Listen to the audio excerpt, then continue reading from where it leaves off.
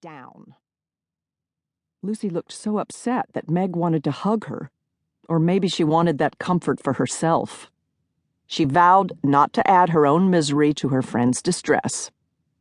An interesting conclusion for these hayseeds to make, considering you're only the oldest daughter of the former president of the United States, not exactly a nobody. Adopted daughter. I'm serious, Meg. The people in Wynette interrogate me every time I go out. This wasn't entirely new information, since Meg talked to Lucy on the phone several times a week, but their phone calls hadn't revealed the tense lines that seemed to have taken up permanent residence above the bridge of Lucy's small nose. Meg tugged on one of her silver earrings, which might or might not be Sung Dynasty, depending on whether she believed the Shanghai rickshaw driver who'd sold them to her.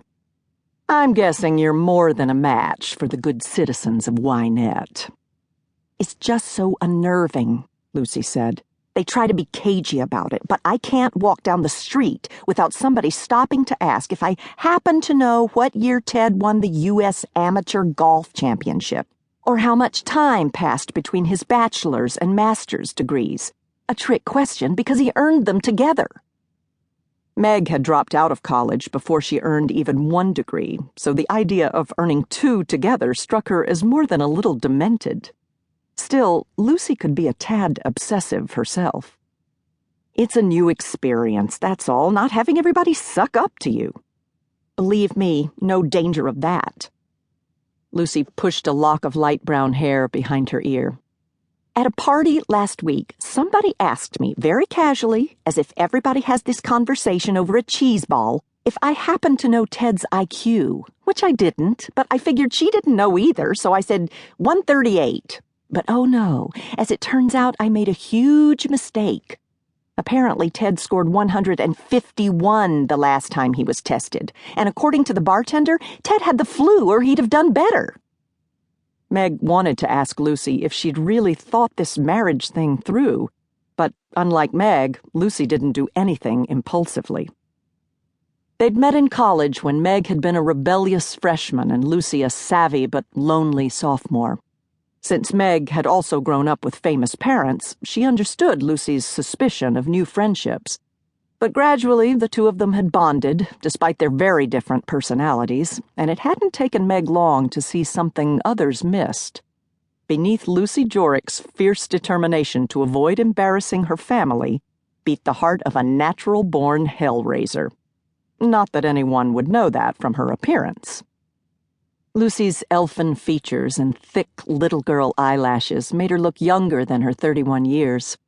She'd grown out her shiny brown hair since her college days and sometimes held it back from her face with an assortment of velvet headbands that Meg wouldn't be caught dead wearing, just as she'd never have chosen Lucy's ladylike aqua sheath with its tidy black grosgrain belt.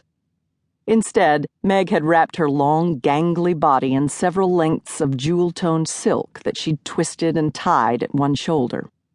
Vintage black gladiator sandals, size 11, laced up her calves, and an ornate silver pendant she'd made from an antique betel nut container she'd purchased at an open-air market in central Sumatra rested between her breasts.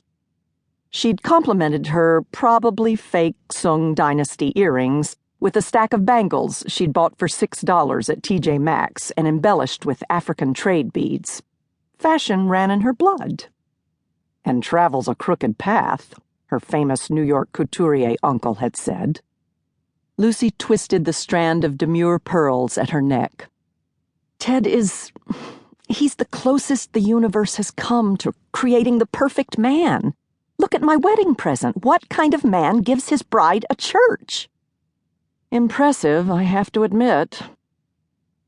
Earlier that afternoon, Lucy had taken Meg to see the abandoned wooden church nestled at the end of a narrow lane on the outskirts of town.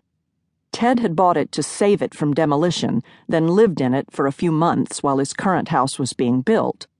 Although it was now unfurnished, it was a charming old building, and Meg didn't have any trouble understanding why Lucy loved it.